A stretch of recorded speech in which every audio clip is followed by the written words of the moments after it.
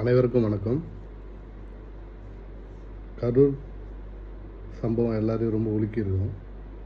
நிறைய மக்கள் இறந்துட்டாங்க. முதல்ல அவங்களுக்கு மௌன அஞ்சலி செலுத்துவோம்.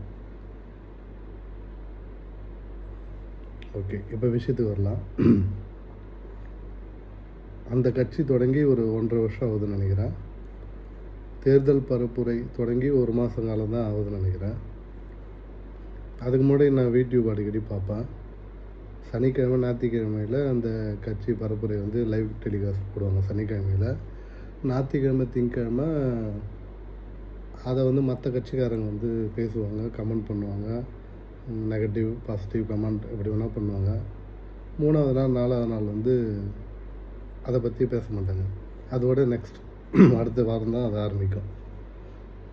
ஆனால் இந்த 10 நாளில் பார்த்திங்கன்னா அவர் பரப்புரை இந்த இரங்கல்னால அவர் தள்ளி போட்டிருக்காருன்னு நினைக்கிறேன்.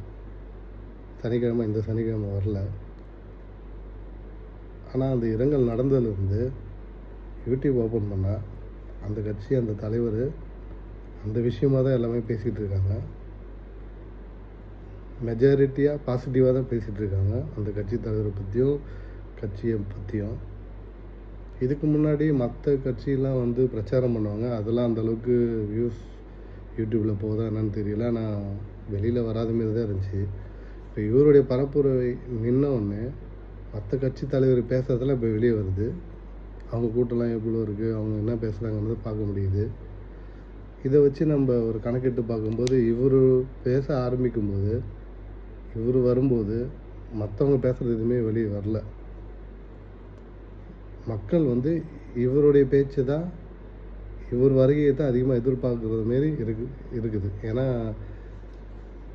வியூஸ் யூடியூப்பில் நிறைய போயிட்டுருக்கு. அந்த இரங்கல் நாள்லேருந்து இன்னி வரைக்கும் யூடியூப்பை திறந்தால் அவர் பேசுகிறது, அவர் என்ன பேசினார், எது நடந்தது, ஏன் நடந்தது, இப்படியே தான் போயிட்டுருக்கு. ஆனால் பெரும்பான்மையாக பார்த்திங்கன்னா பாசிட்டிவாக தான் அந்த கட்சி தலைவரை பற்றி பேசிகிட்டு இருக்காங்க. அவரும் மக்களுக்கு இழப்பீட்டு தொகை ஏதோ கொடுக்குறோன்னு சொல்லியிருக்காரு. இதை வச்சு நிறையா பார்க்கும்போது என்ன தெரியுதுன்னா, மக்கள் அவரை ஸ்ட்ராங்காக ஏற்றுக்கிட்டாங்க. நெக்ஸ்ட்டு லெவல், அதாவது நெக்ஸ்ட்டு சிஎம்மாக மக்கள் அவரை ஏற்றுக்கிட்டாங்கன்றது மாரி புரிஞ்சிக்க முடியுது. இன்றைக்கி கூட நீங்கள் இப்போ கூட யூடியூப் ஓப்பன் பண்ணி பாருங்கள், அவரை பற்றி தான் பேசுகிறாங்க. அவரை பற்றி பாசிட்டிவாக தான் பேசுகிறாங்க. சில பேர் நெகட்டிவில் பேசுகிறாங்க. சில நெகட்டிவ்ஸ் நிறைய நடக்குது. எவ்வளோ நெகட்டிவ்ஸ் நடந்தாலும் அவரை பற்றி பாசிட்டிவாக தான் எல்லாமே எடுத்துக்கிறாங்க.